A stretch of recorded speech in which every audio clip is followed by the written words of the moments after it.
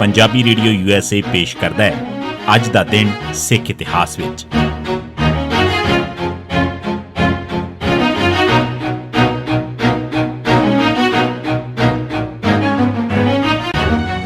ਸਿੱਖ ਇਤਿਹਾਸ ਦੀਆਂ ਘਟਨਾਵਾਂ 'ਚ 25 ਜਨਵਰੀ ਦਾ ਦਿਨ। 1921 ਤਰਨਤਾਰਨ 'ਚ ਮਹੰਤਾਂ ਨੇ ਸਿੱਖਾਂ ਤੇ ਹਮਲਾ ਕੀਤਾ। 23-24 ਜਨਵਰੀ 1921 ਦੇ ਦਿਨ ਅਕਾਲੀ ਦਲ ਦੀ ਕਾਇਮੀ ਨੂੰ ਆਖਰੀ ਸ਼ਕਲ ਦੇਣ ਅਤੇ ਅਹੁਦੇਦਾਰਾਂ ਦੀ ਪਹਿਲੀ ਚੋਣ ਕਰਨ ਵਾਸਤੇ ਅਕਾਲ ਤਖ਼ਤ ਸਾਹਿਬ ਤੇ ਹੋਏ ਇਕੱਠ ਮੌਕੇ ਤਰਨਤਾਰਨ ਤੋਂ ਆਈ ਇੱਕ ਬੀਬੀ ਨੇ ਤਰਨਤਾਰਨ ਦੇ ਗੁਰਦੁਆਰੇ ਦੇ ਮਹੰਤਾਂ ਦੀਆਂ ਕਰਤੂਤਾਂ ਦਾ ਜ਼ਿਕਰ ਕੀਤਾ। ਇਹ ਸੁਣ ਕੇ ਸੰਗਤ ਰੋਹ ਵਿੱਚ ਆ ਗਈ। ਕੁਝ ਸਿੱਖ ਗੁੱਸੇ 'ਚ ਆ ਕੇ ਉਸੇ ਵੇਲੇ ਤਰਨਤਾਰਨ ਜਾਣ ਲਈ ਤਿਆਰ ਹੋ ਗਏ। ਇਸ ਤੇ ਜਥੇਦਾਰ ਤੇਜਾ ਸਿੰਘ ਪੁੱਚਰ ਨੇ ਉਹਨਾਂ ਨੂੰ ਸ਼ਾਂਤ ਕੀਤਾ। ਅਗਲੇ ਦਿਨ 25 ਜਨਵਰੀ ਨੂੰ ਸਵੇਰ ਦੀ ਪਹਿਲੀ ਗੱਡੀ ਤੇ ਪੁੱਚਰ 40 ਸਿੱਖਾਂ ਨੂੰ ਲੈ ਕੇ ਤਰਨਤਾਰਨ ਚਲੇ ਗਏ। ਉਹ ਸਵੇਰੇ 8 ਵਜੇ ਗੁਰਦੁਆਰੇ 'ਚ ਦਾਖਲ ਹੋ ਗਏ। ਉਸ ਵੇਲੇ ਗੁਰਦੁਆਰੇ 'ਚ ਕੀਰਤਨ ਚੱਲ ਰਿਹਾ ਸੀ। ਉਹ 2 ਘੰਟੇ ਕੀਰਤਨ ਸੁਣਦੇ ਰਹੇ।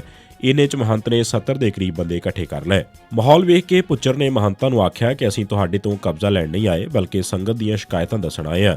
ਪਰ ਮਹੰਤਾਂ ਦੇ ਟੋਲੇ ਦੇ ਕੁਝ ਨੌਜਵਾਨ ਤੈਸ਼ 'ਚ ਆ ਗਏ ਤੇ ਭੜਕਾਊ ਹਰਕਤਾਂ ਕਰਨ ਲੱਗ ਪਏ ਤੇ ਅਕਾਲੀਆਂ ਨੂੰ ਗਾਲਾਂ ਵੀ ਕੱਢਣ ਲੱਗ ਪਏ। ਵਡੇਰੀ ਉਮਰ ਦੇ ਪੁਜਾਰੀਆਂ ਨੇ ਉਹਨਾਂ ਨੂੰ ਚੁੱਪ ਕਰਾ ਕੇ ਆਖਿਆ ਕਿ ਅਸੀਂ ਗੱਲਬਾਤ ਵਾਸਤੇ ਤਿਆਰ ਹਾਂ ਤੇ ਸ਼ਾਮ 4 ਵਜੇ ਮਿਲ ਕੇ ਗੱਲਬਾਤ ਕਰਾਂਗੇ। ਸ਼ਾਮ 4 ਵਜੇ ਜਦੋਂ ਬੁੰਗਾ ਢੋਟੀਆਂ ਵਿਖੇ ਗੱਲਬਾਤ ਸ਼ੁਰੂ ਹੋ ਗਈ, ਗੱਲਬਾਤ 'ਚ ਇੱਕ 5 ਨੁਕਾਤੀ ਸਮਝੌਤਾ ਕੀਤਾ ਗਿਆ।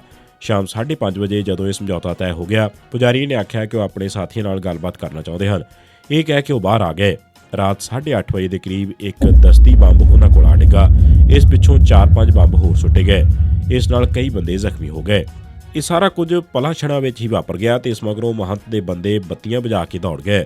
ਜ਼ਖਮੀ ਸਿੱਖਾਂ ਨੇ ਗੁਰਦੁਆਰਾ ਹਾਲ ਤੋਂ ਬਾਹਰ ਆ ਕੇ ਹਾਲਾਤ ਦੱਸੇ ਤਾਂ ਸਾਰੇ ਸਿੰਘ ਅੰਦਰ ਨੂੰ ਭੱਜ ਪਏ। ਅੰਦਰ ਸਾਰੇ ਪਾਸੇ ਖੂਨ ਹੀ ਖੂਨ ਸੀ। ਸੰਗਤ ਨੇ ਜ਼ਖਮੀਆਂ ਨੂੰ ਸੰਭਾਲਿਆ। 1952 ਅਰਦਾਸ ਵਿੱਚ ਲਾਈਨ ਜੋੜੀ ਗਈ। ਸਿੱਖ ਰਹਿਤ ਮਰਿਆਦਾ ਮੁਤਾਬਕ ਜੋ ਅਰਦਾਸ 1945 ਤੋਂ ਦਰਬਾਰ ਸਾਹਿਬ ਤੇ ਅਕਾਲ ਤਖ਼ਤ ਸਾਹਿਬ ਤੇ ਕੀਤੀ ਜਾਂਦੀ ਸੀ, ਉਸ ਨੂੰ 1947 'ਚ ਹੋਈ ਵੰਡ ਮਗਰੋਂ ਤਬਦੀਲ ਕਰ ਦਿੱਤਾ ਗਿਆ।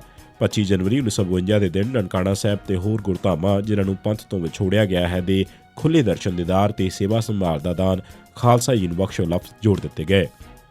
25 ਜਨਵਰੀ 1988 ਦੇ ਦਿਨ ਪੁਲਿਸ ਨੇ ਅਮਰਜੀਤ ਸਿੰਘ ਪੁੱਤਰ ਸੋਹਣ ਸਿੰਘ ਵਾਸੀ ਕੋਹਾੜਾ ਜ਼ਿਲ੍ਹਾ ਅੰਮ੍ਰਿਤਸਰ ਨੂੰ ਨਕਲੀ ਮੁਕਾਬਲੇ ਸ਼ਹੀਦ ਕੀਤਾ।